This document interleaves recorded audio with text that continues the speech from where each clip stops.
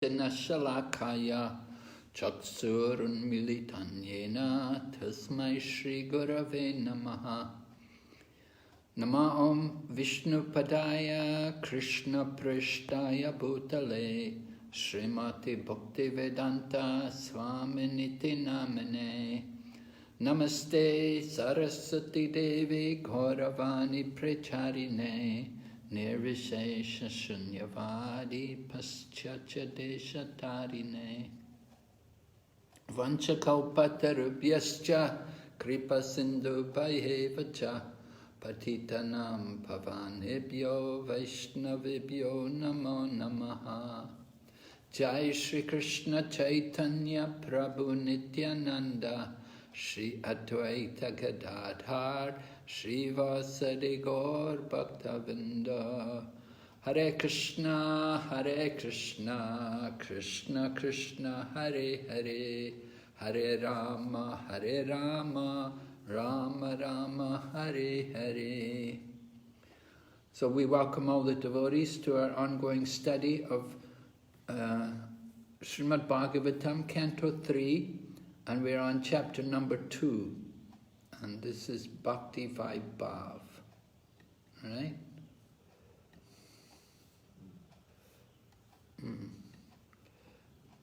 So, does anyone remember anything from the last class? Maharaj, we saw the glories of Uddhava. Yes, we heard about the glories of Uddhava. Would you like to tell us some of the glories of Uddhava? I mean, how even from his childhood he would play with the dolls of Kṛṣṇa at the age of 5, even when his mother called. Yes. Would not go. Right. We also saw the parallels between Uddhava and the like Srila Prabhupada, how his father was always doing worship and Prabhupada would always follow it. Yeah. We also saw how Srila Bhakti Siddhanta Saraswati Thakur also had the similar lifestyle, Yeah. lifestyle of Nitya Siddhas. Yes, the upbringing, right? Yes. Thank you, Prabhu. And then, after hearing about the glories of Uddhava, then what happened? Vidura asked the questions, and after the Vidura's questions, Uddhava was remembering the Lord and his various pastimes like that, Prabhuji. Yes, he was speaking about some particular aspects of the Lord. Anybody? What did Uddhava talk about in relation to Lord Kṛṣṇa?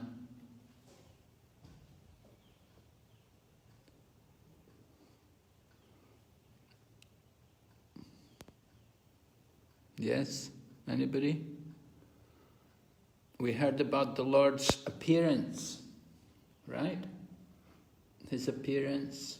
How was it compared to?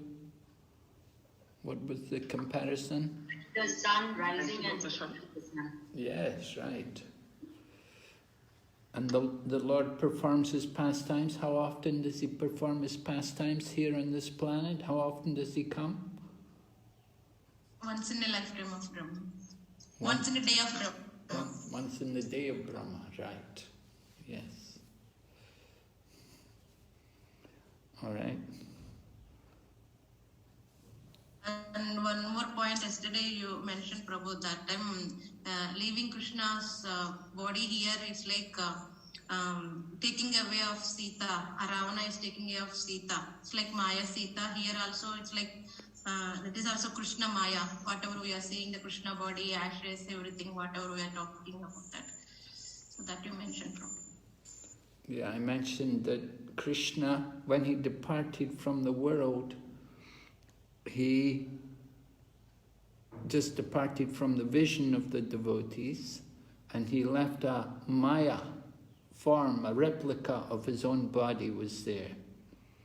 And that was what people think was, Krishna's body was burned, cremated, and ashes are there, and so they think Kṛṣṇa was an ordinary person, and they think he died. They think his birth and his death are like ours. But we should understand the appearance of Lord Kṛṣṇa and his disappearance are not at all on the level of the conditioned souls or ordinary people like ourselves. The Lord's appearance was like the sunshine, and his disappearance also the sun sets. The sun is not gone, it's just hidden from our vision. So when the Lord departed from the world, it was just that he's no longer visible to us. But he bewilders the atheistic people by leaving a replica of his own form. So they think, oh, this is Kṛṣṇa, and he's dead, and we have to burn him, cremate him. They don't understand. But devotees are never bewildered by these things, because those who are devotees, they understand the transcendental nature of the form of the Lord. And they know that the Lord is always present. All right, so we'll share this screen. Let me go to the text. Can you see the text okay? Yes? Yes, Maharaj. So we're on text number 12. We finished 11. We're going to text number 12. The Lord appeared in the mortal world in his internal potency, Yogamaya. He came in his eternal form, which is just suitable for his pastimes. These pastimes were wonderful for everyone, even for those proud of their own opulence, including the Lord himself, in his form as the Lord Vaikuntha. Thus, his, Sri Krishna's, transcendental body is the ornament of all ornaments. And so, the Lord is describing his transcendental, Uddhava is describing the Lord's transcendental form, how the Lord comes by his internal potency, right? The Chit Shakti, and he appears in the most wonderful form. It's very wonderful. Krishna's form is just so attractive. But he comes in a form which is suitable for his pastimes.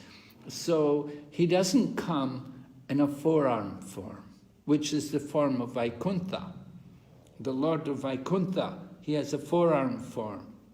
And so Kṛṣṇa could have come in a four-arm form, but he wouldn't be able to perform the pastimes which he wants to do. He wants to enjoy his pastimes with his loving devotees. Nanda Maharaj and Mother Yashoda, he wants to enjoy being their child. And if he has a four-arm form, could you imagine if you have a child with four arms? It would be very, very difficult. People would wonder, what kind of child is this? You have four arms. Recording in progress. Your child has four arms. So Kṛṣṇa comes in a form which is suitable for his pastimes, which is a human-like form. Now, we should understand that the Lord, his form is the original form. It's not that God's form is made in the form of humans. Rather, we humans, we take our form from the Lord's form, because we ourselves want to be like Kṛṣṇa. So, Prabhupada talks about anthropomorphism and zoomorphism. Anthropomorphism, that we think God, we give a form to God according to the form of humans. But we should understand that we are made in this form because God has a form like this. So the original form of the Lord in his supreme abode in Goloka is the two-arm form. And we saw that also in the Bhagavad Gita, in the 11th chapter, you'll remember, in the Bhagavad Gita, Arjuna wanted to see the universal form, and then he wanted to see the Lord in his four-arm form. But he preferred to see the Lord in his two-arm form. It was the most pleasing, most satisfying. So here also, Lord Krishna's form, which is so wonderful, that Uddhava said that when he comes with all the opulences. And it said, even for those of their own opulence, including the Lord himself, in his form as the Lord of Vaikuntha, that they're so amazed, they're so attracted by this. Can you think of a pastime where the Lord of Vaikuntha is attracted to see the form of Lord Krishna? Karnataka Sai Vishnu stealing the sons of a Brahmana and then having Krishna and Arjuna come to his abode to get back the Brahmana's sons. Right, yes, right. That comes in chapter, I think it's 89 in the 10th canto Srimad Bhagavatam. The Brahmana's sons, his wife was having a miscarriage every time, and so he came to Dwarka to protest. And Arjuna vowed he would give up his life if he couldn't save the next child of the Brahmana's wife. And so again the Brahmana's wife had a miscarriage, and so Arjuna was in trouble what to do. So Lord Krishna told him, you come with me. So Lord Krishna and Arjuna went together on Lord Krishna's chariot, and they went through the coverings of the universe into the causal ocean, and they went to see Mahavishnu. And Lord Mahavishnu was there, and he told them that I took away these children because I wanted to see you. I just wanted to see you. So this is the pastime that even Mahavishnu, he's the Lord of Vaikuntha. He wants to see the Lord himself. That form of Lord Krishna in his original two-arm form is so pleasing that even Lord Mahavishnu desires to see it. All right, so, and the opulences of Lord Krishna are so wonderful that they bewilder even the mind of the Lord of Vaikuntha. The opulences are things like Lord Krishna having 16,108 wives. You know, that's an inconceivable opulence even to the Lord of Vaikuntha. So Lord Krishna is Bhagavan. He is the real Bhagavan. There are many people also take the name Bhagavan, but who is actually Bhagavan? They have to have all of these opulences. So when Lord Krishna was present on the planet, he had all of these opulences, greater than anybody else, and nobody could equal him. So, and then one more point is made about the beauty of the Lord, that his beauty he was so attractive, so pleasing to everyone. So Jiva Goswami questions, he said, maybe it's due to the ornaments, because Lord Krishna is decorated with so many nice ornaments. But then the reply is given, no, as we see here in this verse, that Lord Krishna's transcendental body is the ornament of all ornaments. The ornaments which he wears become beautiful because they're on the body of Krishna. It's not that the ornaments on Krishna make his body beautiful, but rather Krishna makes the ornaments beautiful. So these are some points from this verse. Just to go through, you can see here, I've marked some of the significant parts of the purport. That he did not appear in human society in his Vaikuntha feature with 4 hands, because that would not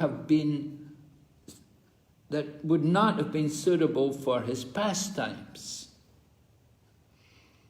But in spite of his appearing as a human being, no one was or is equal to him in any respect, in any of the 6 different opulences. So Kṛṣṇa is the Swayam Bhagavan, right? And then Prabhupada also talks about the Lord's pastimes, how sometimes they're manifest and sometimes not. When the Lord's pastimes are visible to the human eye, they are called prakat. And when they are not visible, they are called aprakat. Just like it's pointed out that the Lord is still present in Vrindavan. He never leaves Vrindavan. But sometimes he's prakat and other times he's aprakat. If we go to Vrindavan just now, his pastimes are not going on. He's aprakat. But he's there in Vrindavan. He's still there. And he's still also in Dwarka. He resides eternally. And just like Chaitanya Mahaprabhu, he's here in Mayapur. Om Vishnupad Bhaktisiddhanta Saraswati Thakur Prabhupada, he went out one evening in Mayapur, here in Mayapur, and he went out and he came back and he told the devotees, he said, I met Lord Chaitanya. He said, I met all the Sankirtan party. They were here, they were doing Sankirtan. So those who are very elevated souls, they can see Kṛṣṇa. We're not so qualified. Sometimes Kṛṣṇa shows himself, and sometimes he doesn't. Okay, and then some other points here about Kṛṣṇa's opulences. His body, manifested in the material world, is transcendental par excellence, in the sense that his pastimes in the mortal world excel his mercy displayed in the Vaikuntha Lokas. In the Vaikuntha Lokas, the Lord is merciful towards the liberated or Nitya Mukta living entities. But in his pastimes in the mortal world, he is merciful even to the fallen souls who are Nitya Pada, or conditioned forever. So this is a very amazing point about the nature of the Lord's pastimes. That he shows greater mercy when he's here in this world than he does in Vaikuntha Loka. In Vaikuntha Loka he's with all his pure devotees, but he doesn't give them the mercy which he gives here. We know the Lord was merciful to so many Nitya Badas. And we'll hear as we go on about some of them. Then the 6 excellent opulences which are displayed in the mortal world by the agency of his internal potency, Yogamaya, are rare even in the Vaikuntha Lokas. And then Prabhupada describes some of the opulences of the Lord. The excellence of his Rasa Leela at Vrindavan, and his householder life with 16,000 wives is wonderful even for Narayan in Vaikuntha, and is certainly so for other living entities within this mortal world.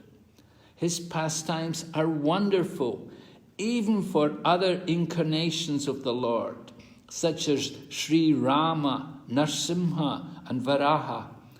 His opulence was so super excellent that his pastimes were adored even by the Lord of Vaikuntha, who is not different from Lord Kṛṣṇa himself.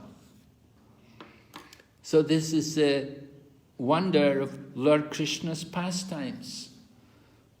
We're so fortunate that we can be on this earth planet where the Lord comes to perform his pastimes and to give his mercy to even the Nitya Badas, giving mercy even to the Nitya Badas.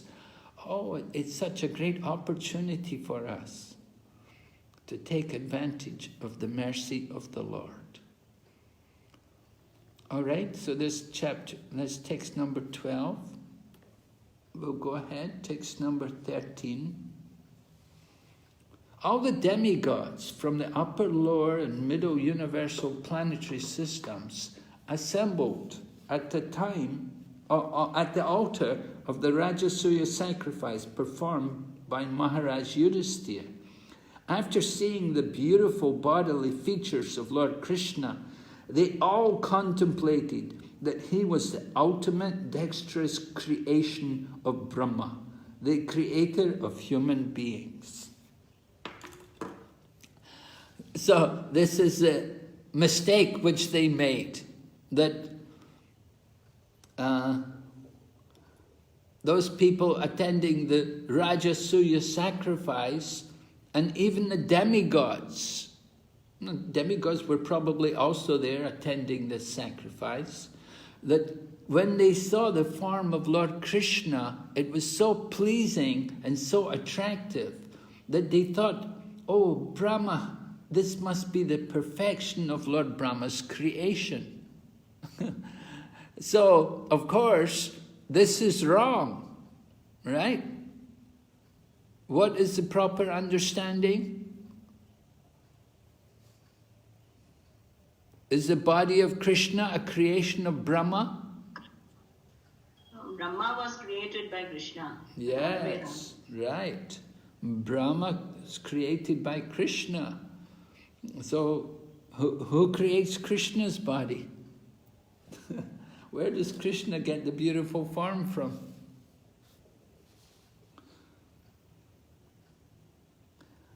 Prabhupada in the purport gives the examples. He said, the most beautiful object in the material world, he talks about the blue lotus flower, very beautiful, the blue lotus, or the full moon. We know, of course, Purnima, like Sarat Purnima, very beautiful. The moon's very beautiful in the sky on these occasions. The full moon and the blue lotus, they're very beautiful. But Lord Kṛṣṇa's beauty, his bodily features, he defeats even these things. And this was agreed by the demigods in heaven. They all agreed that the body of Kṛṣṇa, the form of Kṛṣṇa, is just so attractive that we cannot even begin to conceive of how attractive it must be. Would you like to see the form of Kṛṣṇa? Are you eager to see the form of Kṛṣṇa? What's the qualification? Yes, right. I think that's right. Premanjana Charita. And of course we need also Kṛṣṇa's mercy. By the mercy of Kṛṣṇa, if he wants to show us. Okay, going ahead, text number 14. The damsels of Braja, after pastimes of laughing, humor, and exchanges of glances, were anguished when Kṛṣṇa left them. They used to follow him with their eyes, and thus they sat down with stunned intelligence and could not finish their household duties. So this is the loving relationship between the gopis and Kṛṣṇa, that the gopis are so attracted to the form of Kṛṣṇa that they can't take their eyes off of him. Here's a little note here from at the end of the purport. It is said in the revealed scriptures that Lord Kṛṣṇa personally never goes beyond the boundary of Vrindavan. He remains there eternally because of the transcendental love of the inhabitants. Thus, even though he is not visible at present, he is not away from Vrindavan for a moment.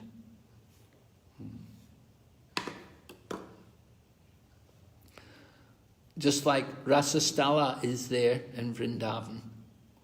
Nobody goes into Rasasthala in the night, right? But nobody goes in, nobody will stay there because they know Lord Kṛṣṇa is there. Lord Kṛṣṇa is going to come. He'll have Rasa Lila every night. The gopis in their spiritual forms. So Lord Kṛṣṇa never leaves Vrindavan, but he's not visible. In the Kṛṣṇa book, Srila Prabhupada describes it. It is said that Kṛṣṇa hid himself within the hearts of the gopis. He hid himself within the hearts of the gopis. And the gopis there, eternally there in Vrindavan, and Kṛṣṇa is also eternally there. He doesn't leave. So the Lord stays in these different holy places. Sometimes he manifests, sometimes not. Sometimes prakat and then aprakat. Just like clouds. Sometimes they're there, sometimes they're not.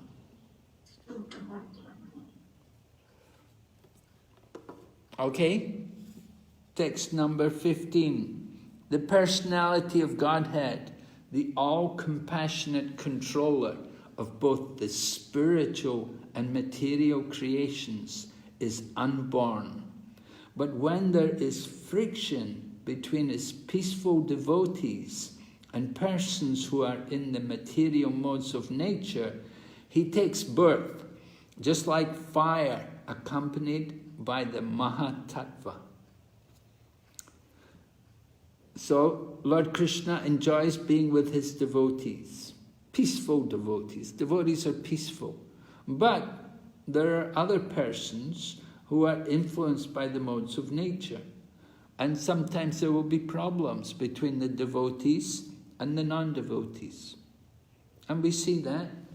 We see, even in the times of Lord Chaitanya Mahaprabhu, there was friction between the devotees and the non-devotees. And the Chankasi was going to stop the Sankirtan, and he even broke the Madanga drum.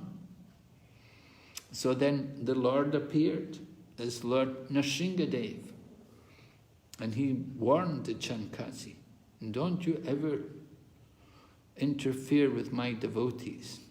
Don't you ever break the drum of my devotees.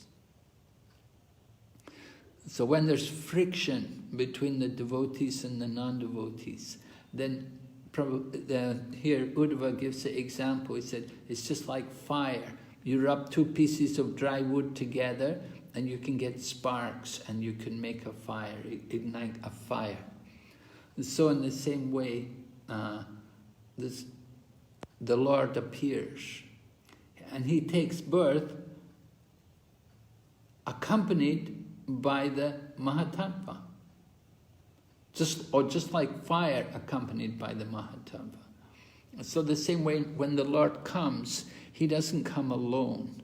He comes with his entourage. When the king comes, the king doesn't come on his own. Before the king comes, first of all, the minister will come, or some, security will come. I was in our temple one time in London, and some big policemen came and they said, the king of Nepal wants to come to the temple here. The king of Nepal, the king of Nepal, they brought their child to London for an operation, for some surgery, and they came to visit our temple. So before they came to the temple, first of all, the big policeman came and said, the king of Nepal is going to come here to your temple. So like that, in the same way, when Kṛṣṇa comes, people come before and people will come with him. And after him also, they're all coming to take part in Kṛṣṇa's pastimes. That is prema madhurya. Kṛṣṇa enjoys the association of his devotees. So the Lord doesn't just come on his own. And he will come, particular time, he will come to protect his devotees, because the Lord does care. He cares about his devotees. And it's his mission. He told Arjuna, my devotees will never perish. So the Lord's always ready, willing to come, to look after the devotees. Prabhupada compares the Lord, he said, just like electricity. So friction between Kamsa and then you have Kamsa, who is like the karmi or the non-devotee, and you've got devotees like Vasudeva and Ugrasena. So they're always in fear of Kamsa. So the Lord comes to protect them.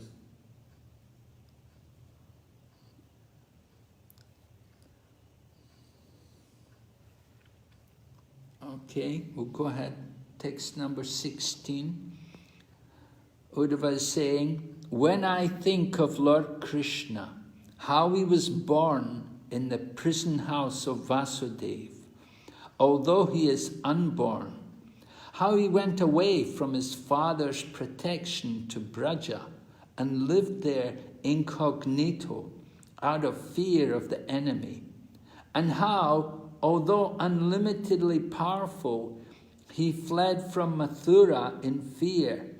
All these bewildering incidents give me distress.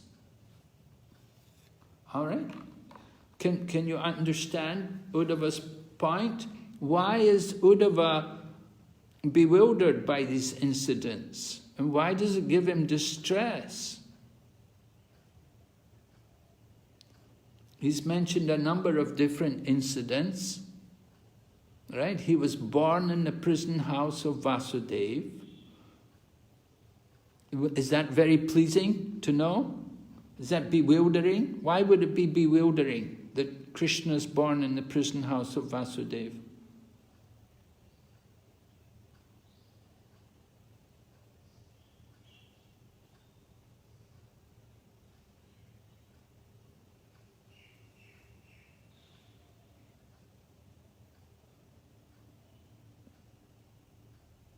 Yes? How such a powerful person can take birth in a prison house? He's so opulent and very powerful. How he can take birth in a prison house? Right, yes. We would think he's the Supreme Lord. He should appear in the palace or something, but he's appearing in the prison house. Although he is unborn, also another point, that he takes birth, but he is unborn. So these contradictions in the scriptures are very bewildering for the non-devotees. And so when they read it, then what will they think? What will the non-devotee think when they read something that, oh, he takes birth, but he's unborn? So what will be their conclusion? The non-devotees, they will conclude he is affected. They will bewildered that he also took birth in jail and he also affected with karma, like that they will think Maharaj. Yeah, they may think, well, it's bad karma. No, but the contradiction, that he takes birth, but he's unborn. So can't they think that devotees are telling lies and they are not reliable, something like that they will think? Yeah, they may think this is just an imagination, this is just a story, this is some mythology, or it's not real, it's just some, story we're hearing, it doesn't really happen. How he could be unborn, but he takes birth? How is it possible? And how does the devotee understand it? Devotee understands the Lord's inconceivable powers. Right, this is the point, yes. The devotees understand this is the achintya shakti, the inconceivable potency of the Lord, that he has inconceivable powers. Can you give some examples about inconceivable powers? Do we see any achintya, any inconceivable powers in the world?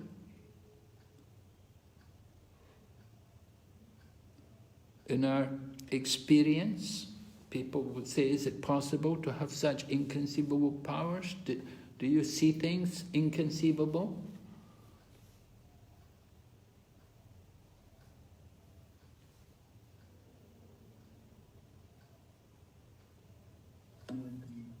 One thing we can see is how Krishna stores gallons and gallons of water in the form of clouds that are floating in the air. Okay, the clouds carry so much water and they can float in the air. Yes, nice example, Prabhu, thank you. Yes, very good. That the clouds are carrying so much water with them. How do they manage to stay up in the sky, carrying so much heavy load of water? Nature's creation, Maharaj. Yes, give me creation of nature. So give me some examples. Like the beautiful flowers and each and everything that is creation of the Lord is so beautiful. Yeah, but I want to hear. What are they? Tell me. Maharaj, one thing striking me is like our own body. Krishna gave a wonderful mechanism. We don't know how it is happening. We are taking the prasad and how it is getting digested, and how, again we are getting the strength. So all these things are inconceivable to understand. Even though science is giving so many things, but minute level we are not able to understand. And the small significant soul is inside the body, and so much he did. So it was so, every time if you think of it, we'll be like, oh.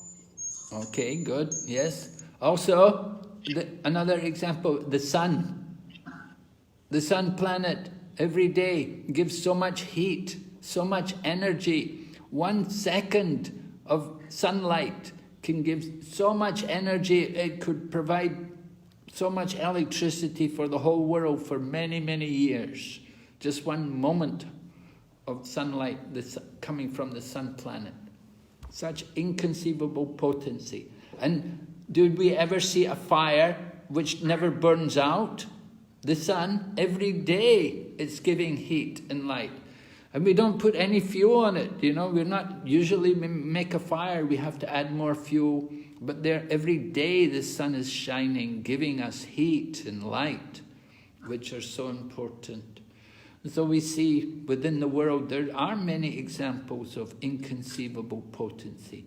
And the Lord, the Supreme Lord, His form also it is inconceivable. That although He's unborn, He appears to take birth. So this is bewildering. And then it's also described, He went away from His father's protection to Braja and lived there incognito out of fear of the enemy. Oh, was Krishna afraid of Kamsa? Krishna is the Supreme Lord. Fear personified is afraid of Krishna. Krishna is not afraid of it. But why is Krishna doing these things? Why did Krishna go to Braja? These are just pastimes for him. And these are just pastimes for him. And he wants to give devotees some protection or assurance, something like that.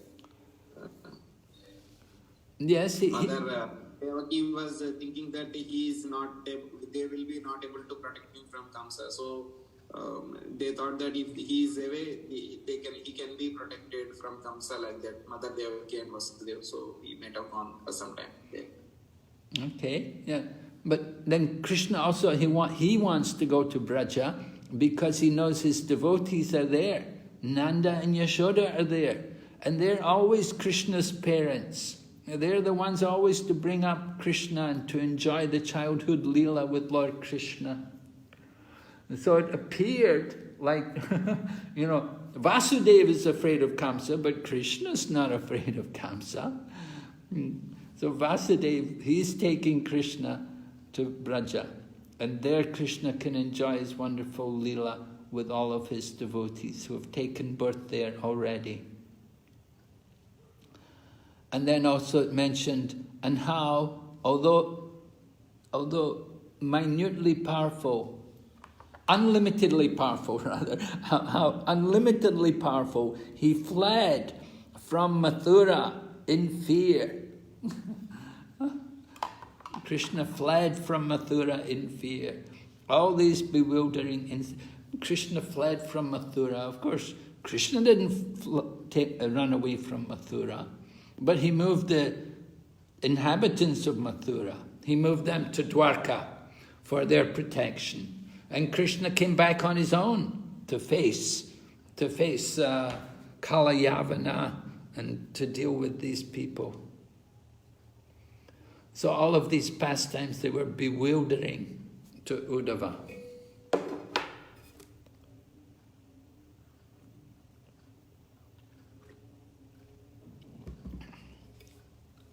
Okay. I just noted, to enact his transcendental pastimes, Kṛṣṇa came for his pastimes. Particularly, he's coming as a son. As a son, he's going to be the son of Vasudeva and Devaki, and then Nanda and Yashoda. A rival. He will be rivaling people like Sishupal. Different demons will come. There will be his rivals. They want to challenge him. There'll be the wrestling match like Chanura, Mustika, these rivals. Or an object of enmity. Object of enmity was definitely that for Kamsa, the enemy of Kṛṣṇa, because Kamsa understood this child's going to kill him. He plays the part so perfectly that even pure devotees like Uddhava are bewildered. For example, Uddhava knew perfectly well Lord Sri Kṛṣṇa is eternally existent and can neither die nor disappear for good. Yet he lamented for Lord Kṛṣṇa. So this is the loving relationship, Kṛṣṇa and his devotees. Uddhava is in this, he has this prema bhakti, so he's just remembering all the pastimes of Kṛṣṇa, and he's feeling, oh, it's breaking his heart. Later on, towards the end of the purport, a pure devotee knows very well how it is possible for the Lord to adjust opposite things.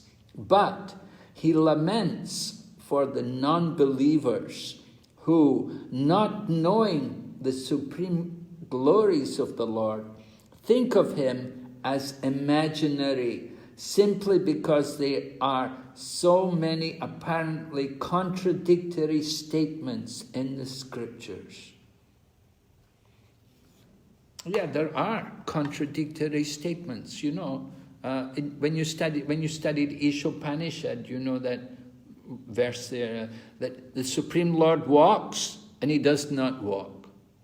He's far away, he's very near. He's within everything, he's outside of everything. You know, so it's very bewildering sometimes. 13th chapter of Bhagavad Gita, there's also these kind of things. It's something like the Buddhists. The Buddhists are fond of these kind of things because they think it's all just imaginary. It doesn't have any real meaning. The Buddhists say the sound of one hand clapping, you know, that kind of stuff. So they think it's imaginary, but we have to understand these things properly. Devotees can understand the inconceivable potency of Lord Kṛṣṇa. Going ahead, text 17. Lord Kṛṣṇa begged pardon from his parents for their, Kṛṣṇa and Balaram's, inability to serve their feet due to being away from home because of great fear of Kamsa. He said, "O mother, O father, please excuse us for this inability. All this behavior of the Lord gives me pain at heart." Why is there pain at heart for Uddhava? What's the problem? Why is he feeling so much pain at heart?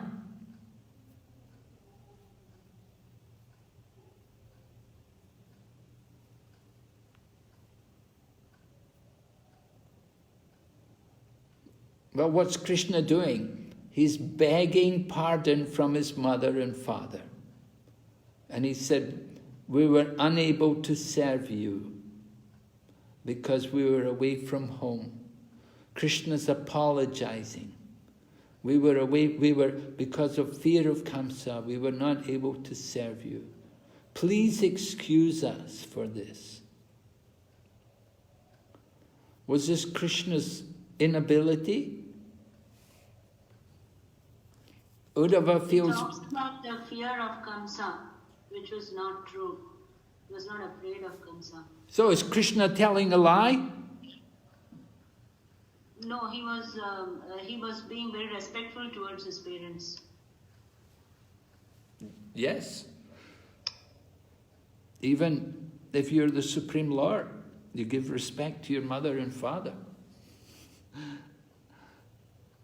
Even though he's the father of everyone, but because he comes in this world as the child of Vasudeva and Devaki, so he's respectful to them, treats them like parents.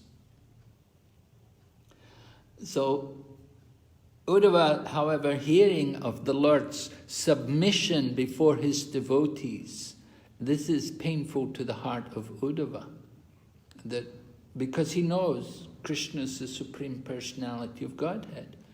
Why does Kṛṣṇa take this humble position? Yeah, he's their child, but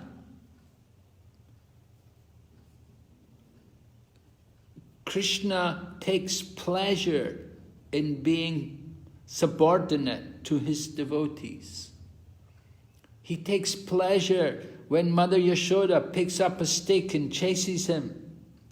Although he appears crying and trembling, it's actually he's enjoying this pastime. He enjoys this pastime.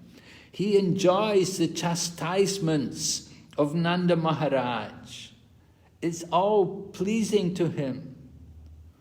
The Lord takes pleasure in being controlled by his devotees, by his pure devotees. Oh, we've marked a few sections here. Let's see. We'll go through this purport. Okay, so how was it possible that they, Kṛṣṇa and Balaram, were afraid of Kamsa?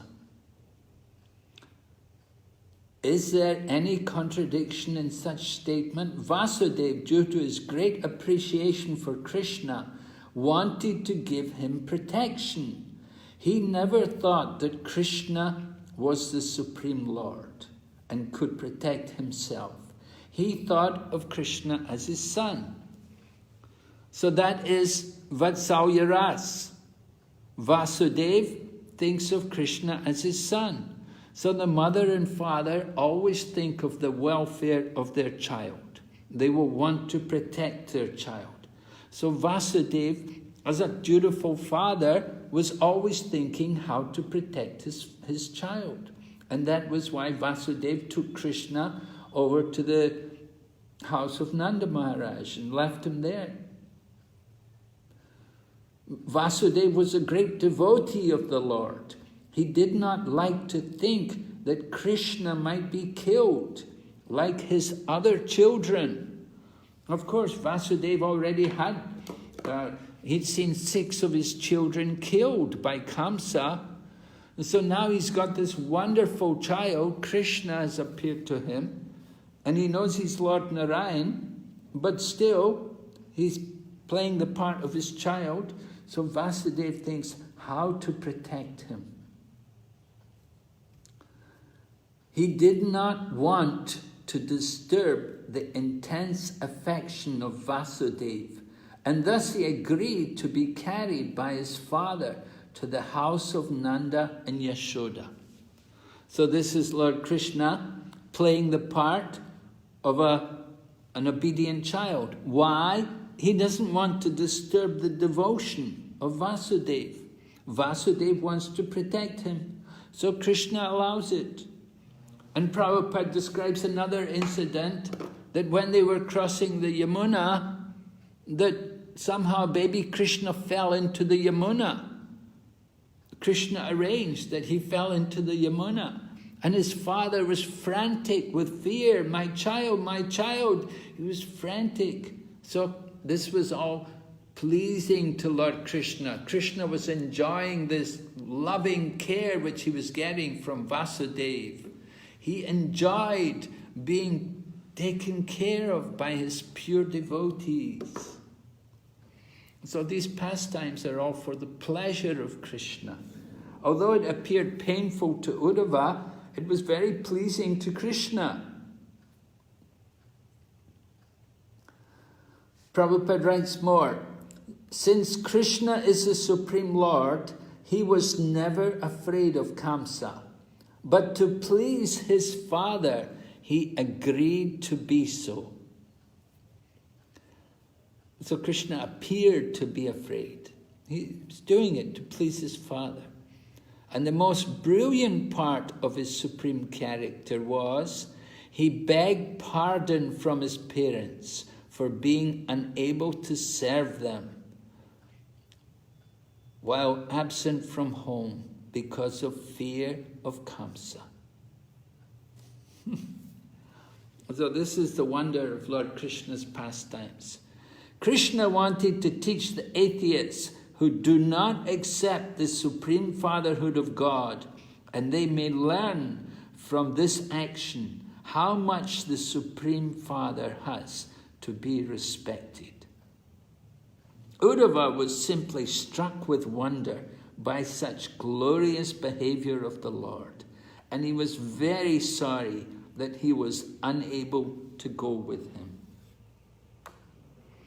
What does he mean? Where was Krishna going? He was very sorry that he was unable to go with the Lord. Where did Krishna go? He finished up his pastimes. Yes, finished his pastimes, went back to Godhead. Okay, yes. Okay, so the chapter goes on. We hear about Krishna, just by the movement of his eyebrows, he could give death blows to people. He was so powerful. And then we hear about Sishupala, who is also known as Chediraj, and how Sishupala was so envious and so spiteful towards Krishna, and so insulting and offensive. And so how did Krishna deal with him? What happened to Sishupal? Krishna chopped his head off. Yes, Prabhu, what do you say? I said he chopped off Shishupala's head. Yeah, but what destination did he get? Merging into the body of the Lord. Well, yeah, into the effulgence. Not exactly into the body, but into the effulgence of the Lord, into the Brahmajyoti. Right? He got destination into the Brahmajyoti.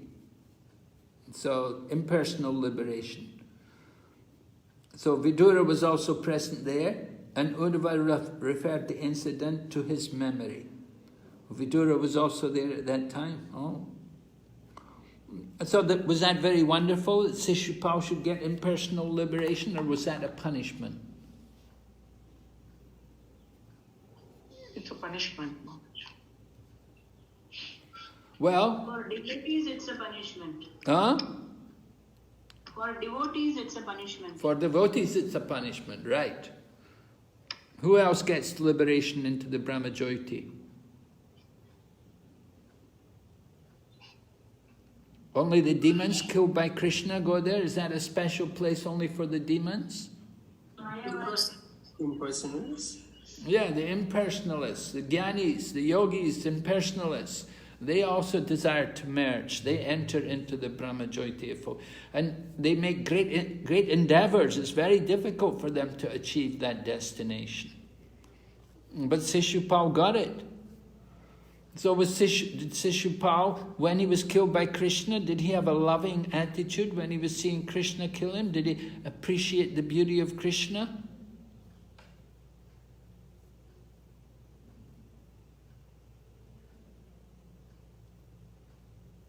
The soldiers who were killed on the battlefield of Kurukshetra, they were seeing Kṛṣṇa.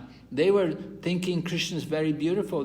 Although they were being killed by Kṛṣṇa, still they appreciated the beauty of Kṛṣṇa. So did Shishupal also appreciate that? No, he was offensive. Yeah, right. He was hateful. He hated Kṛṣṇa. Why did he hate Kṛṣṇa so much? What did Kṛṣṇa do to him? Rukmini, he kidnapped Rukmini from his marriage. He's about to marry Rukmini. Yeah, right. That was one thing. Yeah, and there were other things. One thing. Yes, Mariji, go ahead. Speak up. When he was born, he was told that he will be killed by Kṛṣṇa. Okay. Was he born in poverty, or was he born in what kind of condition? He was Kṛṣṇa's cousin. So, was he born in opulence or poverty? He was born in opulence. Yes, he was born in opulence. He had a lot of wealth. He had a lot of power. He was a great challenger to Kṛṣṇa. Kṛṣṇa was always more than him. But he was envious of Kṛṣṇa. That Kṛṣṇa had more strength. Kṛṣṇa had more wealth. Kṛṣṇa had more power. He was always, and so it was very, very hard for Shishupal to accept that this Kṛṣṇa always beats him. And then he's going to marry Rukmini, and Kṛṣṇa comes and takes Rukmini. Oh, it was just unbearable for him. So he had great hate for Kṛṣṇa. And so when it came to the Rajasuya sacrifice, then he stood up and he really blasphemed Kṛṣṇa. So then Kṛṣṇa killed him. So he got impersonal liberation. Then we hear about the soldiers at Kurukshetra. And they were seeing the lotus face of Kṛṣṇa, so pleasing to the eyes. So they didn't get impersonal liberation, they got to the abode of the Lord. So the soldiers on the battlefield of Kurukshetra, they got a different destination from Shishupal. Prabhupada notes in this purport, his annihilation of a person like Shishupal is as auspicious as his actions for the protection of the faithful. So Kṛṣṇa killing Shishupal was auspicious, Prabhupada said. Because why? Because everything Kṛṣṇa does is absolute. We can't say, oh, it was bad, oh, he shouldn't have killed it. No, Kṛṣṇa is absolute. Everything he does is absolute. It's all good. We can't distinguish, oh, Kṛṣṇa shouldn't have done this. No. The Lord is absolute. So even killing Shishupal, it was absolute. It was as good as his blessing the faithful. And then further on, Shishupal saw the Lord also, but he saw him as his enemy, and his love was not awakened. Therefore Shishupal achieved oneness with the Lord by merging in the impersonal glare of his body, called the Brahmajyoti. So Shishupal didn't get the destination of these other Kshatriyas who were killed by Kṛṣṇa. Then Prabhupada explains there are degrees of transcendental awakening. That there are different degrees. Not everybody gets the same destination. And he describes here, essentially, there is no material difference between Goloka and Vaikuntha. But in the Vaikunthas, the Lord is served in unlimited opulence, whereas in Goloka, the Lord is served in natural affection. So we spoke about this briefly the other day.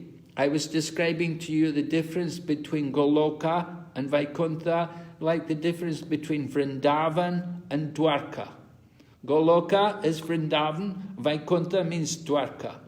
In Dwarka, you know, just like in our ISKCON society, we have New Dwarka, Los Angeles, right? Los Angeles, New Dwarka, right? And we have Vrindavan, New Vrindavan. The New Vrindavan is rural, farming community, simple. But New Dwarka is all opulence. So that's the difference between Vaikuntha and Goloka. In Vaikuntha, where there is opulence, there will be more Aishwarya. There will be more distance between the people. Not so sweet, not so pleasing and friendly. But in Vrindavan, Madhurya, very pleasing, very sweet, very nice, pleasing, friendly relationships. So that is the difference between Dwarka and Vaikuntha. So some people, they go to Dwarka, they go to Vaikuntha, and that's Santaras, predominantly Shantaras. But in Goloka Vrindavan, the rasa will be predominantly Madhurya. Very different. Okay, a little more from the purport there of text 20. These warriors who appreciated the lotus feet of the Lord and saw his face at the front had their dormant love of God awakened, and thus they were transferred at once to Vaikuntha Loka, not to the impersonal state of Brahmajyoti, as was Sishupal. Sishupal died without appreciating the Lord, while others died with appreciation of the Lord. Both were transferred to the spiritual sky, but those who awakened to love of God were transferred to the planet of the transcendental sky. Okay, so it's very important for us to note here the differences here, different destinations, and why they achieve these different destinations. Going ahead, text 21, Lord Kṛṣṇa is the Lord of all kinds of threes, right? All kinds of threes. What are these threes? These are mentioned in the purport, right? The threes are three qualities of material nature, three worlds, three Purushas, like that.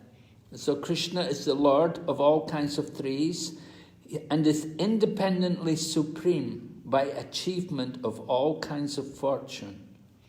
He is worshipped by the eternal maintainers of the creation, who offer him the paraphernalia of worship by touching their millions of helmets to his feet. So the maintainers of the creation, meaning that, like the demigods, Brahma, and these different people, they're all worshipping Lord Kṛṣṇa.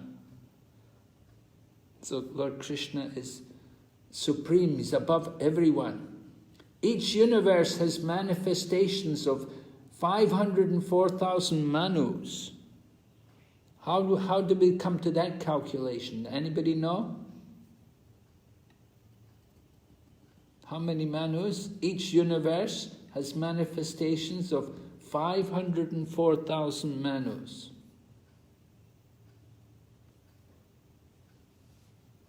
How many manus are there in a day of Brahma? Manus. How many? Manus in a day of Brahma.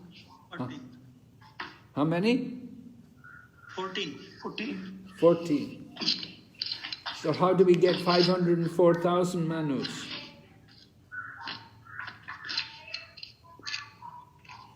Into 100 years of Brahma.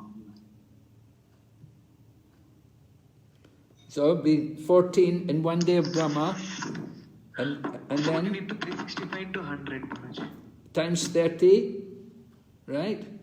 And then times 12, but times, if the one day of Brahma you've got 14 manus, then you have to multiply by 30 to get 1 month. And then you have to multiply by 12 to get 1 year, and then you multiply by 100. Right? Understand? Yes. Then it mentioned the different Shaktis. He is the Lord of three principal potencies. Chit Shakti, Maya Shakti, Tatastha Shakti.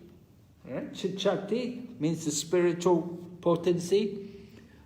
The Maya Shakti means the material energy. And the Tatastha Shakti means the living entities. Going ahead, 22. O Vidura, does it not pain us, his servitors, when we remember that he, Lord Kṛṣṇa, used to stand before King Ugrasena, who was sitting on the royal throne, and used to submit explanations before him, saying, O my Lord, please let it be known to you. Right? Why does Uddhava say, does this not pain us? Lord Kṛṣṇa is saying to King Ugrasena, O my Lord, please let it be known to you. What's happening here? Why is Uddhava feeling pain? Yes? The Supreme Lord taking a subordinate position. Yes, the Supreme Lord is taking the subordinate position. Why?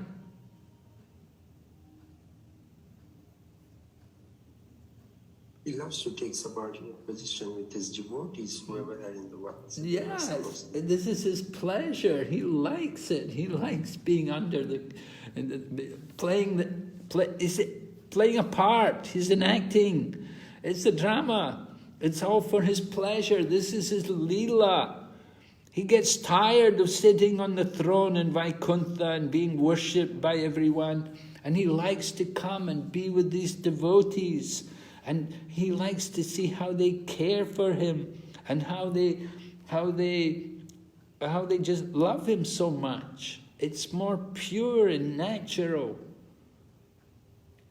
So Krishna's when after Kṛṣṇa killed Kamsa, he put Ugrasena on the throne, and then Kṛṣṇa comes before Ugrasena and he speaks so humbly to him and respecting him. Ugrasena is also his devotee. Okay, then we come to text 23. Maharaj, yes? Mr. Maharaj, question here. So, why would Vidura feel that it pains his devotees when Lord takes such a position which gives him pleasure? Well, because Uddhava, first of all, Uddhava is Dwarkavasi. So in Dwarka, the Lord is on the throne and he's worshipped, right? So here he's seeing Lord Kṛṣṇa in a different mood. Here he's seeing Kṛṣṇa playing the subordinate part. In Vaikuntha, Kṛṣṇa is the Lord and everyone's at his feet. And Uddhava always respects Kṛṣṇa like that. And Uddhava never sits on the same level. He worships Kṛṣṇa with awe and reverence. Some friendship is there, but he's never over intimate with Kṛṣṇa. He never thinks of himself as an equal to Kṛṣṇa. Thank you, Maharaj. Okay, text 23. Everyone chant this verse. Let's chant together.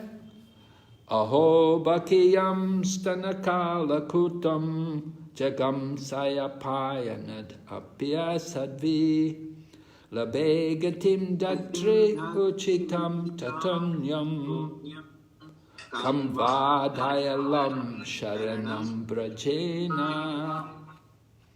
Very famous verse, very important verse, one you would like to remember, I hope. So Uddhava is describing the mercy of Lord Kṛṣṇa. We heard how he gave mercy to Sishupal, but that mercy of Sishupal wasn't equal to the mercy which Putana got. And Putana, she's described, Bhakti, she's the sister of Bakasura. She's the sister of Bakasura and Agasura. Quite a family. You know, she comes from this terrible family. Bakasura, Agasura, they are brothers. And here's Putana coming. And Kalakutam, she's got this deadly poison, stana, Stanakala Kutam. She put this deadly poison on her breast, and she's coming to kill Kṛṣṇa. And Kṛṣṇa is sucking her breast. And what does Kṛṣṇa do? What position does he give her? Where does she go when she's killed? Maiden. She was given position of mother. Servant to Mother Yashoda. Well, she's not equal to Mother Yashoda. Don't think she gets the position of like Mother Yashoda. She's not like Mother Yashoda. Servant. Being servant of Mother Yashoda. Dhatri, nurse. Maharaj. Nurse, right. She's a nurse. Yeah. She becomes a nurse in the spiritual world, in Goloka. She gets to go into Goloka as a nurse, to be a nurse there. But not quite, couldn't be on the same level as Mother Yashoda. But she's there. She does get liberated to the spiritual world. Kṛṣṇa is so merciful. What mercy! We could never imagine that kind of mercy from anyone, that he takes someone.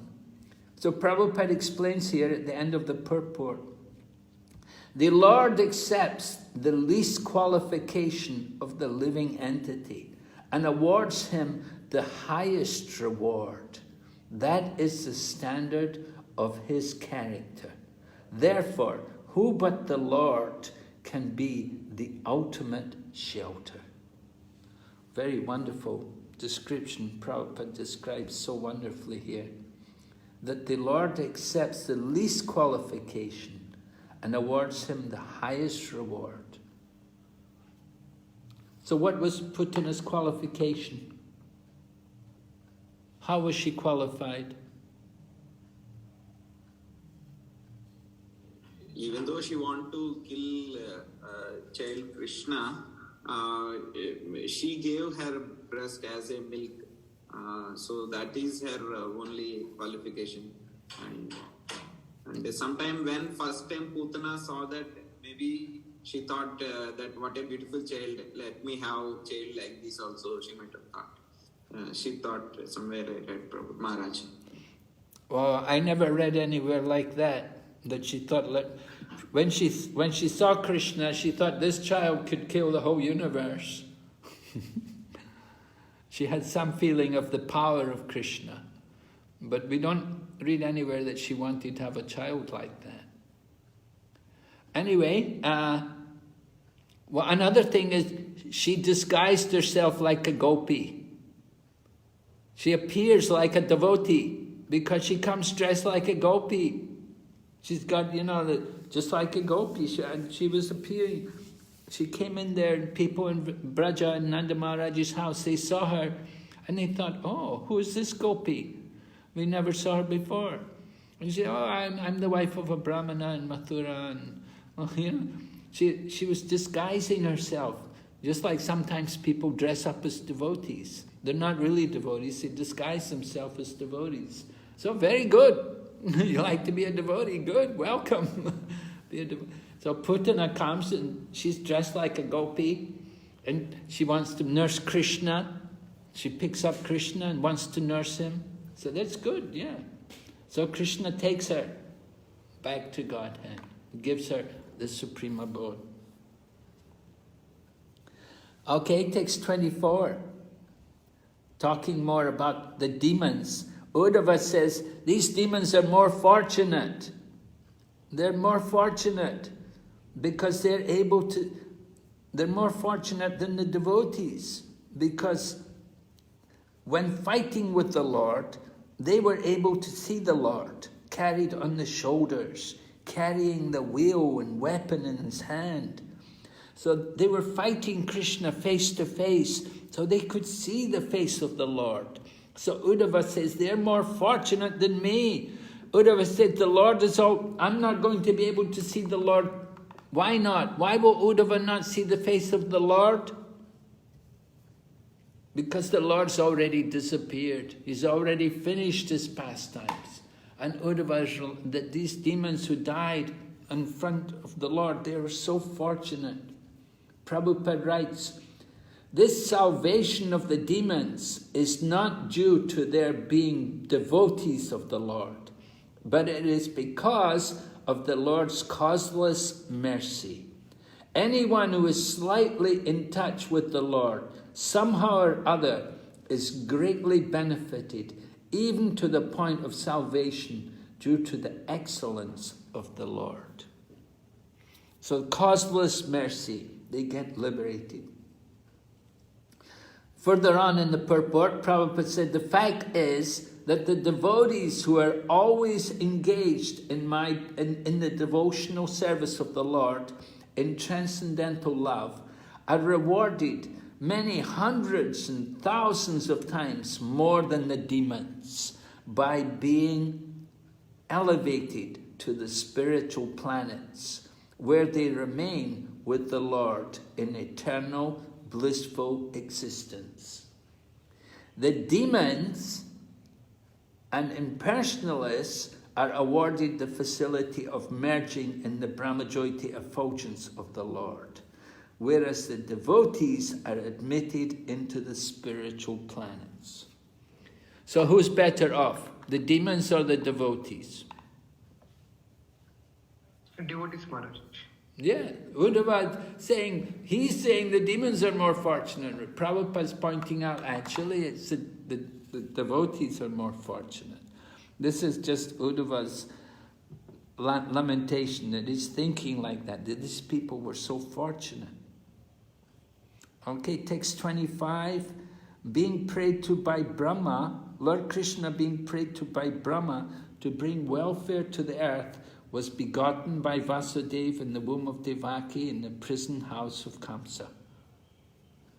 Okay, thereafter, his father, being afraid of Kamsa, brought him to the cow pastures of Maharaj Nanda, and there he lived for 11 years, like a covered flame, with his elder brother, Baladev. There's an important point here to be understood, that Kṛṣṇa stayed with Nanda Maharaj for 11 years. And it is said that during these 11 years, Kṛṣṇa fulfilled, he went through all the 3 different stages of growing up, right? First of all, there's childhood, and then boyhood, and then, not exact, what is it? Childhood, boyhood, youthhood. Anyway, it's Kumar, Poganda, and then Kaishore. 3 different stages of growing up. Now, usually for children, the first 5 years will be Kumar. Kumar means up to 5 years old. And then Poganda is from the 5th year up to the 10th year. And then Kaishore is from the 10th year up to the 15th year. So when you complete the Kaishore, you should be 15. But we see in Lord Kṛṣṇa's case, it was different. Lord Kṛṣṇa was only 3 years and 4 months old when he finished the Kumar stage. So for the first 3 years and 4 months, he was in babyhood, and he was just growing up there and playing in the yard. But then, Poganda stage, he takes the calves, and he will go with the calves. And Lord Kṛṣṇa began doing that from the age of 3 years and 4 months. And he did it for another 3 years and 4 months. That was 6 years and 8 months. He was taking the calves. And then he became Kaishore, and he began to take the cows. 6 years and 8 months up to the age of 10. And by the age of 10, Kṛṣṇa had completed the Kaishore. And this is pointed out in the commentaries by the Acharyas, that so Lord Kṛṣṇa, for up to 10, by the age of 10, he'd already completed what most children would be 15. And so Kṛṣṇa was living there in Mathura, and in Vrindavan rather, and he lived there for 11 years. And he was actually about 10 years and 8 months, I think, when he went to Mathura.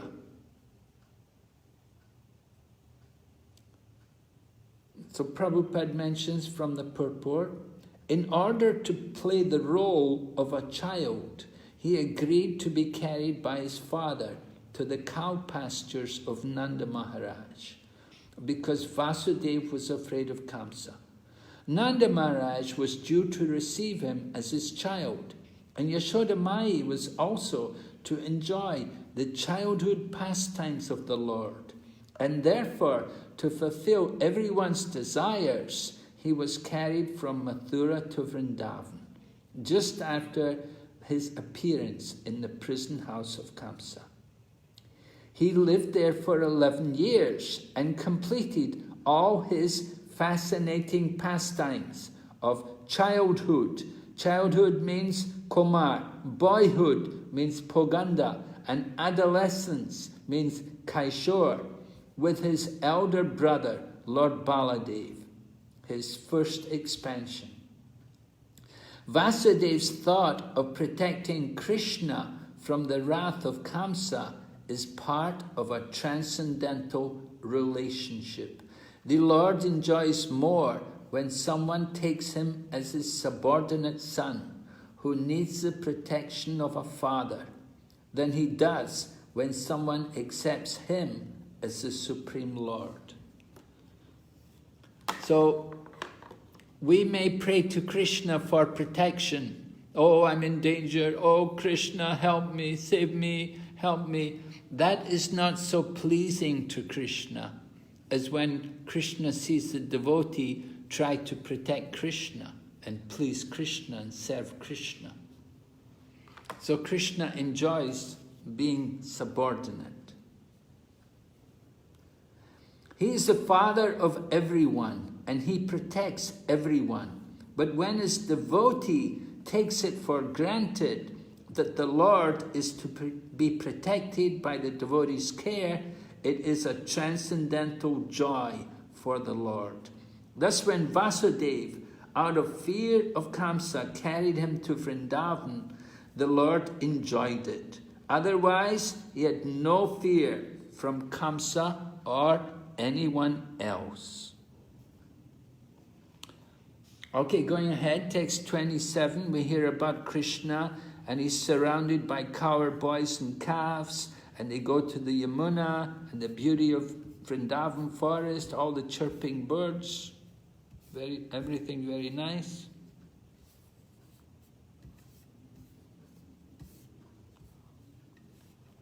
What is this?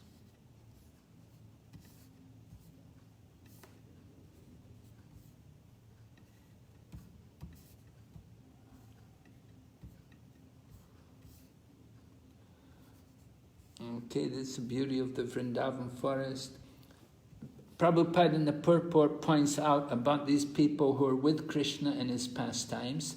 He said these cowherd boys were great rishis and yogis in their previous birth, and after many such pious births, they gained association of the Lord. Right? There's that verse which comes in the 10th canto. The cowherd boys are described Krita Punya Punja. They perform pious activities over many lifetimes to be able to be with Kṛṣṇa.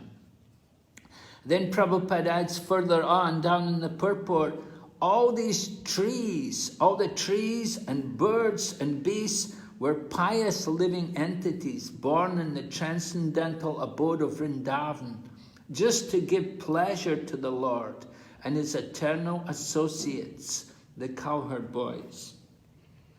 It's described that the birds were like great sages who'd come there to be in Kṛṣṇa's pastimes. So the birds were like great sages, and the trees, even the trees are very special. They said Madhavendra Puri is a Kalpabriksha tree in Kṛṣṇa Lila. So great sages come as trees.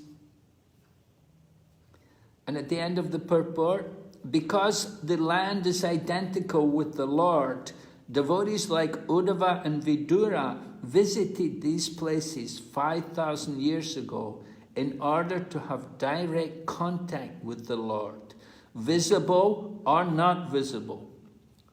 Thousands of devotees of the Lord are still wandering in these sacred places of Vrindavan, and all of them are preparing themselves to go back home, back to Godhead. Thousands of devotees. So Prabhupada's describing Vrindavan to us. And then describes about how Lord Kṛṣṇa would play the part of a child, sometimes laugh, sometimes cry. He wants something, he would cry. And we hear about the beauty of Lord Kṛṣṇa's bowls, and Kṛṣṇa playing his flute, enlivening his followers, the cowherd boys. They'd all be so attached to Kṛṣṇa. These cowherd boys, remember, we said they were great rishis. So they came to be with Kṛṣṇa in his pastimes, and they loved Kṛṣṇa so much. And then we hear about Kamsa, killing Kamsa, how Kamsa sent so many demons to try to kill Kṛṣṇa. Prabhupada describes them as wizards. Wizards, they had their mystic powers, they could take so many different forms. And Kṛṣṇa killed them all, as easily as a child would break dolls. Text 31. The inhabitants of Vrindavan were in great difficulty because of Kaliya. All the water of the Yamuna had become poisoned, and cows had died, and even cowherd boys had died. And then Lord Kṛṣṇa came, and he dived into the water of the Yamuna, and then he dealt with Kaliya, and he sent Kaliya away. And after he sent Kaliya away, and he arranged that the water of the Yamuna would all be pure again, and the people of Vrindavan, they could enjoy drinking the water.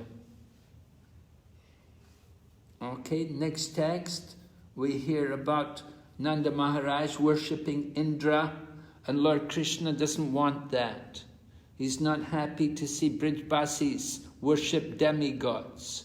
He wants that in Vrindavan there should be pure devotional service. And Lord Kṛṣṇa also knows that Indra's become proud. And so he doesn't want demigods to become proud either. So he makes Indra humble. From the purport, we noted one section here. But one who is devotee to the Supreme Lord has no need to appease the demigods. Worship of the demigods by common people is an arrangement for acknowledging the supremacy of the Supreme Lord, but it is not necessary. We don't have to worship the demigods. And then about the Vaishyas. The Vaishyas are specifically advised to give protection to the cows and their pasturing grounds or agricultural land, instead of squandering their hard-earned money. That will satisfy the Lord. So that's an important instruction for people today.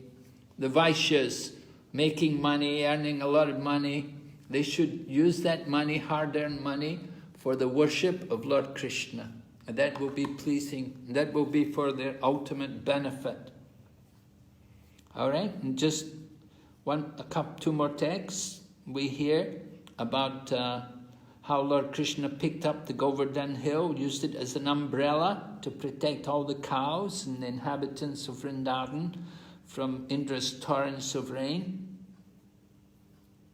And then the final text is about Rasa Leela.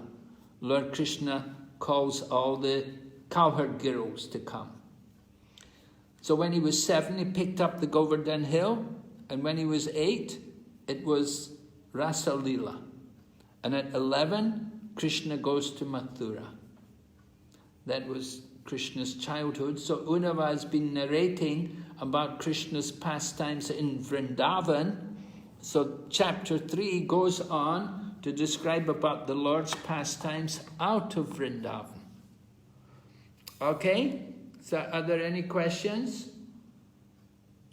Hare Krishna Maharaj. Actually, we heard that Jai Vijaya, they were cursed to take birth as enemies of the Lord for the 3 lifetimes. Now this, our Shishupala and Dantavakra, they are the Jai Vijay. But Shishupala, but Lord promised that they'll come back to Vaikuntha after the 3 lifetimes. But Shishupala, here it is mentioned that he got this Saijya Mukti and he merged with the Lord in Brahma Jyoti. So how these two are different, Prabhuji? How to well, that merging into the Brahma Jyoti, that's only temporary. And from there, then he will be transferred to his place in the spiritual world. When the Lord goes back, when the Lord finishes his pastimes, at that time, then Shishupal will enter into his position in the spiritual world, as he again become a doorkeeper in Vaikuntha. Maharaj, one more question, Maharaj. Actually, before Lord leaving to Goloka Vrindavan, it was mentioned that all the inhabitants of Goloka and Dwarkavasis, they were sent back to their respective places in Vaikunthas and Goloka Vrindavan. But Lord never leaves the Vrindavan, means Lord will be there with the devotees also. How to understand these two things, Prabhuji? Maharaj. Yes, well, this, the Lord in his original form is there in Goloka Vrindavan, but he expands himself. And so you've got Shyamsundar Krishna in Vrindavan, and you've got Vasudev Krishna in Dwarka. Right?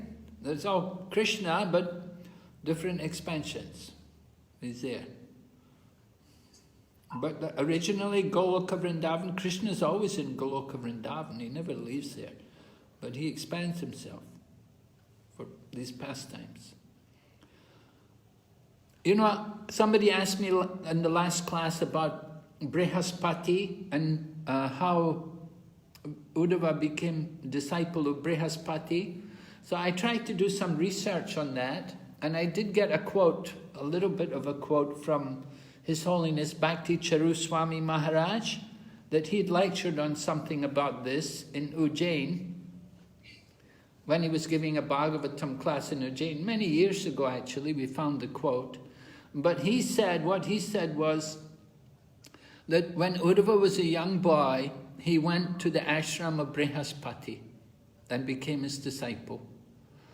So I thought about it and thought, it's reasonable because, remember, it's not Kali Yuga. And so Brihaspati, it could be here on this planet. He has an ashram here on this planet. Although he's the guru of the demigods can come down here. The demigods come down here, but not in Kali Yuga. They don't come to this planet in Kali Yuga. But other yugas, they will come here. So they could have came, the Brihaspati had an ashram here, and the demigods all came and took initiation from Brihaspati, or took education from Brihaspati. Or, I don't know, maybe Brihaspati went there and taught them. But in Kali Yuga, of course, we don't have that kind of facility. But in other yugas, they do. They travel to these different places. But he did say like that. He said that Uddhava, as a young child, he'd gone to Brihaspati's ashram and was educated there, became his disciple. Hare Krishna. Thank you, Maharaj. Yes, any other questions? Maharaj, can I ask you a question? Please. Maharaj, you said about the different devotees, different people going to different destinations, vis-a-vis the soldiers, vis-a-vis Shishupala. I was just trying to understand how Duryodhana and Dushasana would have gone. They were envious and they were on the battlefield. Especially Duryodhana was very envious. So do you think, can you kindly help me understand that? Yes. Well, what can we say? Definitely he had some connection with the Lord there because he's coming in the Lord's pastimes. Maybe he's got some unpleasant role in the administration of the Lord. There has to be people like the personality of Kali and so on, like that. you know, who's going to play all of these kind of parts for the Lord's pastimes. But I don't know, I wouldn't like to speculate, we're not told anything about it, but we're encouraged to start to think about the devotees, you know, don't think about these demons. Think about the devotees, think about the wonders of the devotees. We do hear about, we heard about Putana today, she was so fortunate. So Dhritarashtra, Duryodhana, Dhritarashtra was fortunate also in some ways because definitely he got Vidura's guidance there at the end of his life, and he went off and achieved some kind of mystic perfection, impersonal liberation, and from there could go to some other place. But we don't get, you know, we don't spend a lot of time thinking about the destination of the demons. We want to meditate more on the devotees and their wonderful activities. Thank you, Maharaj. Maharaj, actually I heard in Sarvabhauma Maharaj sessions, actually he mentioned Duryodhana is one of the associate of Sankarshana. When Balram want to join this Krishna's pastime, so he also want to join Balram. So he take the role. That's what once I heard Maharaj. Oh, okay. Interesting. Yeah, maybe, certainly Duryodhana had a lot of association with Lord Balaram. Lord Balaram is Sankarshan. And so Duryodhana could be an associate of Sankarshan. And certainly Lord Balaram spent time there with Duryodhana. That's a good point. Thank you, Maharaji. Very nice. Yes? We have the darshan of our lordships for you, pleasure. Oh, thank you. Jai Jagannath Baladev Subhadra ki. We also have Vamana Deva on our altar, Maharaj. Oh, really? Yes. And Maharaj, that's for you, the Chitari. Pujari is giving you the Chitari. Hare Krishna. Thank you very much. So, I think the only altar we have Vamandev, because the legal office was there, so they had asked to keep a Vamandev on our altar, and we have. Who asked you to keep Vamanadev on the altar? This was Shyamashundar Prabhu, one of Prabhupada's disciples. He was an astrologer, and Bangalore has some legal issues. So he said Vamandev should be on the altar. Okay. So he's here. He's mercifully staying with us. He's been here. Lord Vamanadev is good for legal issues, is it? If we have some legal problem. Yeah. Yeah, maybe something. And then he stayed, and the local GBCs have never asked us to move it out, so they move him out, so he has been on the altar.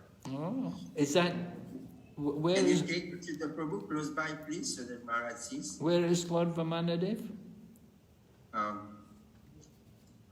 Yeah, he's just going nearby. Take it nearby, go on the altar, Achyuta.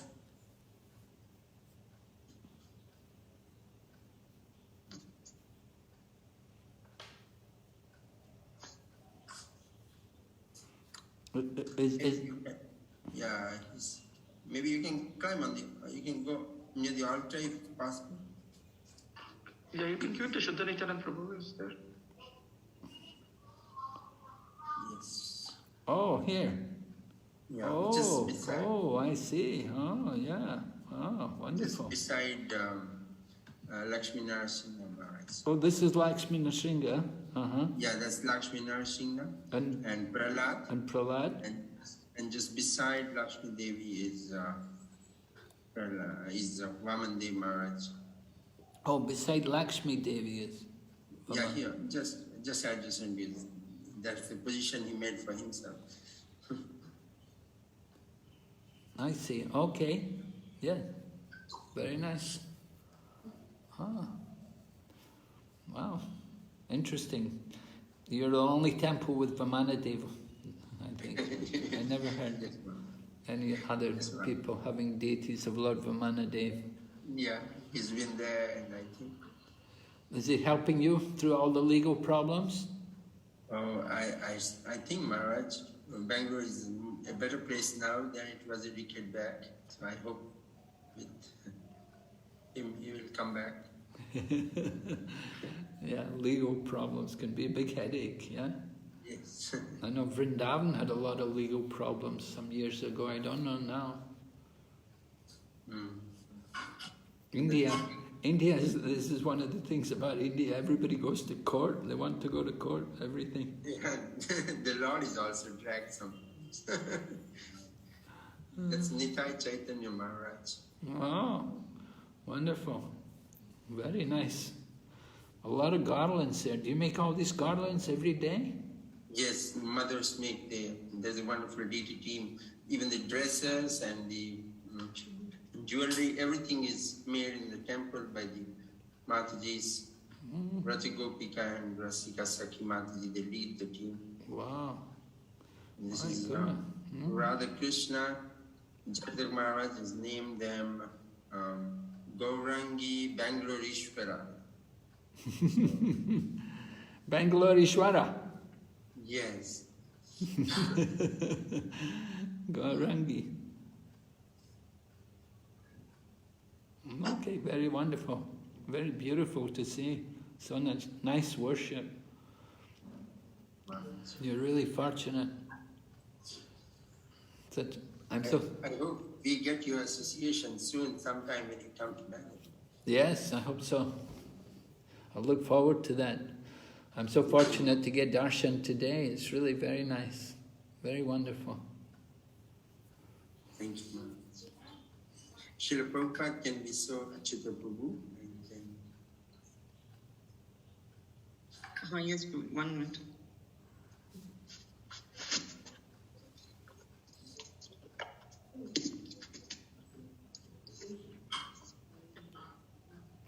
Jai Srila Prabhupada ki Jai. Yeah, very nice. Prabhupada must be very happy there with your worship.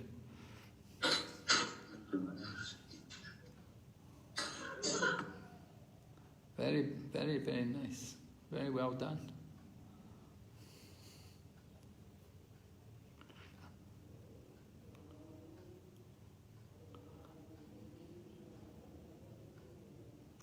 Jai, Srila Prabhupada ki Jai.